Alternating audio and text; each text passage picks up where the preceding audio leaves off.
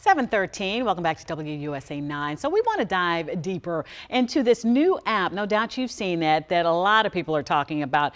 It is the T Dating Advice app. So it allows women, it's only women on there, to do background checks on men that they're considering going out with. So think of it as an information sharing network, but it gets pretty raw. Written by other women who have gone out with that man or know something about that man in his past and, quote, are spilling their tea. Okay, so yesterday, the company released a statement on Instagram confirming that some of their users' data, it was breached, including the selfies, photo IDs, and private chats.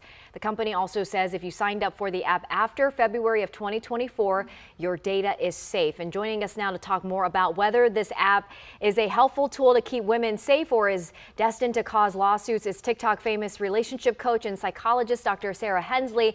Dr. Hensley, thanks so much for talking with us about this. We've all heard of this app. It's very popular.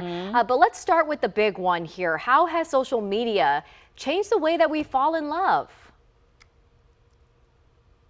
Yes, well, unfortunately and fortunately, social media has made both a positive and negative impact on the dating market, depending on how you look at it. So I think the T app is a really good example that sometimes information can be a little overloaded or be maybe even a little too much and can maybe misguide our dating choices. I think the concept behind the app is wonderful.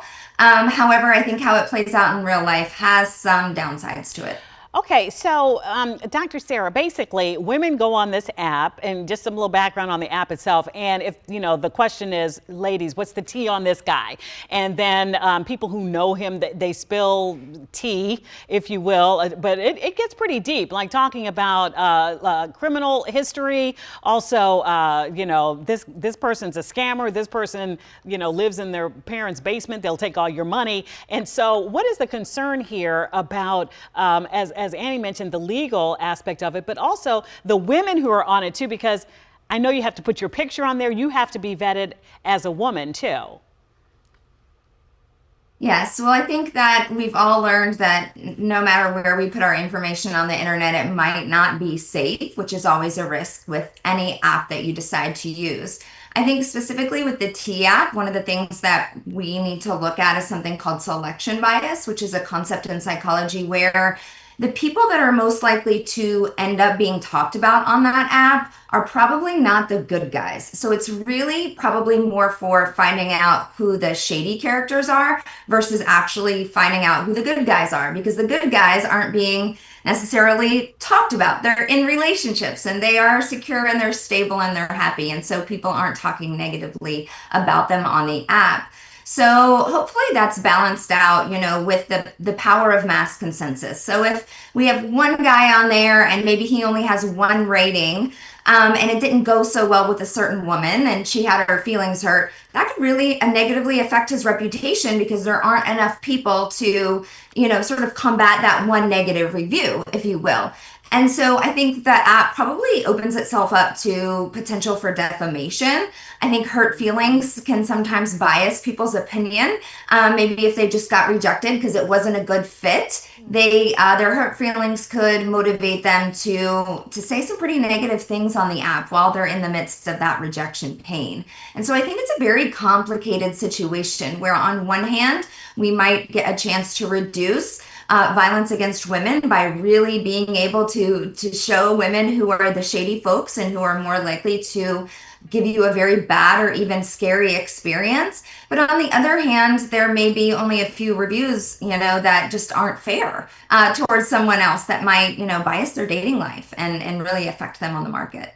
It's really interesting, and it sounds a little complicated too, especially with the legal piece to all of this. When all you're trying to do is just, you know, go on a date and check out if this guy is legit, right, if he's safe, so to speak.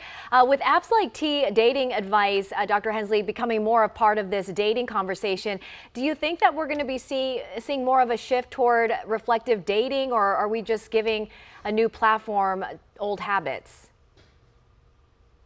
Yeah, I do think we're going to see a shift. I think we are seeing, you know, more and more dating apps that are a little bit more innovative, that have interesting features that allow people to pick and choose, who they want to connect with and kind of on what level. I do always promote organic meeting. I still think that is the best way to meet people so that you can see if you have chemistry right off the bat. Science shows us that if we meet in person, we can kind of tell if we're attracted to somebody in less than 90 seconds. So organic meeting is always going to be, in my opinion, more valuable than what we can see on a dating app, where we can't really get people's natural chemistry. We can't see facial expressions.